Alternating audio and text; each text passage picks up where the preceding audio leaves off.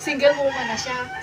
Sabi ko, welcome to my world. Sabi ko, ay, tumawa siya. Sabi ko, ay, hindi nga pala sa world ko kasi single woman ko yan, kaate eh. Ako ay single mother. Nanay ka pa ba? Hindi ka na nanay subong. Ngayon kasi wala ka nang nalagaan.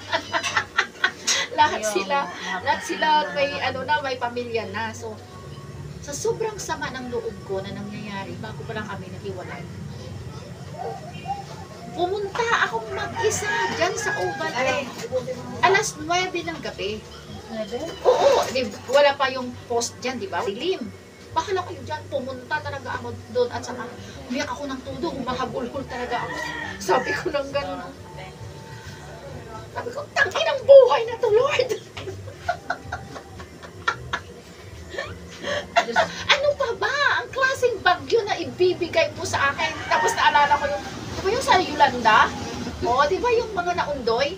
Ay, Diyos ko, para wala nang pagkakaiba yung buhay ko doon. Kung ikukumpara ko, sige, harapin ko. Ano pang klaseng problema? Handa na ako. Sabi ko nung ganun. Ay, hindi ako nakainom nun, ha? siguro kung may nakarinig sa akin na tao, sabi, ate, lasing ka lang. Ay, hindi ako nakainom nun. Ay, sobrang sama ng loob ko. Sabi ko na, ay, Lord, sige, akala mo, natatakot pa ako. Sige, lahat yan ay tatanggapin ko. Ano pa bang gusto mong gawin ko? Lahat na tiniis ko simula nung maliit ako hanggang ngayon. Sige, hindi ako aayaw. Dadagdagan mo pa kung gusto mo. Akala mo, tatago ako. Akala mo, lalayo ako. Hindi, sasagupain ko yan. Nagwala talaga ako nung dyan sa Oval. Diyos ko, mabuti wala pang barangay outpost dyan. Kasi kung mayroon, nasiraan na si madam na. Kaya nangyari na, nabaliw na. Nabaliw na.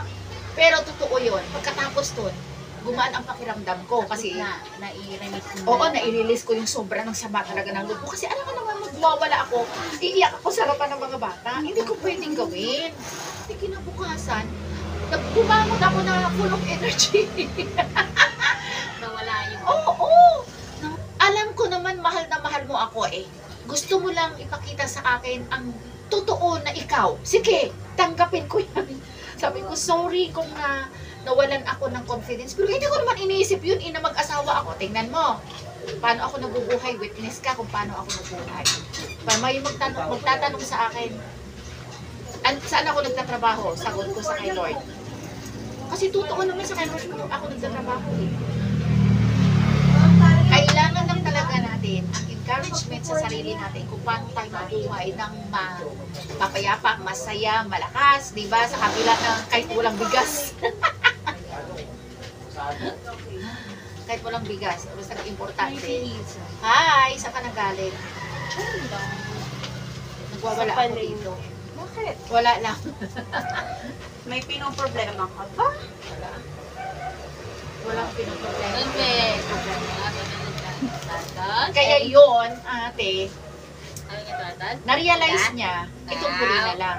Kung kailan nakita niya ang babaeng gusto niyang makasama, doon niya na-realize Tungkol na pala sa live na importante pinag-uusapan niyo.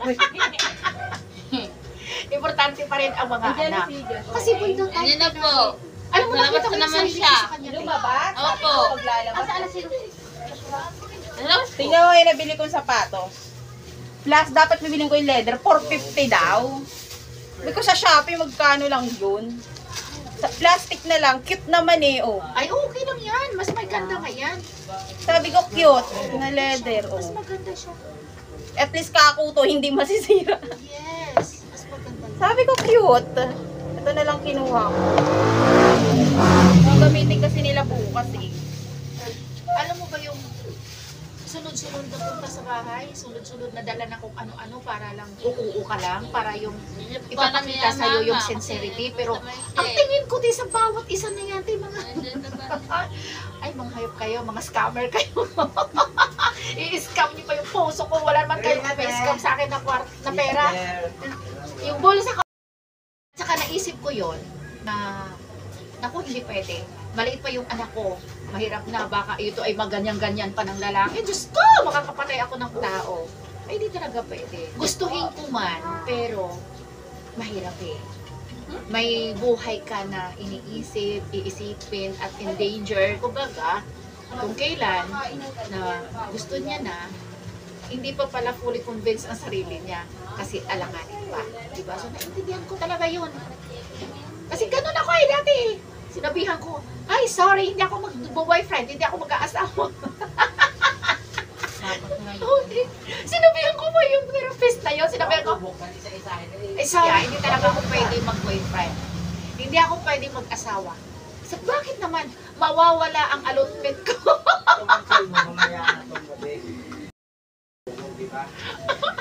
Pero sa totoo lang, te, ang dinilipinsan ko talaga anak ko. Alam ka naman sasabihin ko, baka repeat yung anak ko. Diba? Sabi ko na mawawala ang allotment ko. Kuya, hindi talaga pwede. Bawal ako mag-asawa ulit. Ha? Bakit ka bawal mag-asawa? Matanda ka naman. So ngayon, naiintindihan ko talaga siya. Kasi wala, at least ate, nakita ko yung totoo siya. Na mahal niya yung mga anak niya, although ano, papanupan ang anak niya. So, yak muna siya. Yak siya dyan. At least, nakilala ko siya. Nakita ko totoong siya. At least, nakita ko yun kung gaano ka-importante sa buhay niya ang mga anak niya. And then, we are the same goal. Di naman eh. At sinabi ko din naman yan sa kanya na hindi ko rin pwede